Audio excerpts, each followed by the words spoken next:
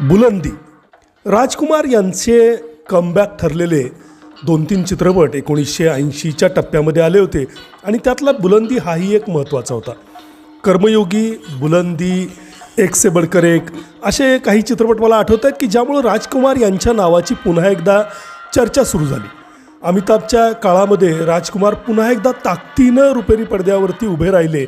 तो हा टप्पा. बुलंदीला 30 जानेवारीला 43 वर्षे पूर्ण झाली. 30 जानेवारी 1981 सालचा हा चित्रपट. बुलंदीमध्ये डॅनी यांचा सुद्धा अतिशय सुंदर असा अभिनय होता. डबल रोलमध्ये डॅनी दिसले होते आणि एका कर्तव्य कठोर अशा प्राध्यापकाच्या भूमिकेमध्ये राजकुमार दिसले होते. तगडं कथानक यामुळं बुलंदी त्यावेळी प्रचंड गाजला होता. दूध के दांत नहीं गिरे और चला शेर के मुंह में हाथ डालने.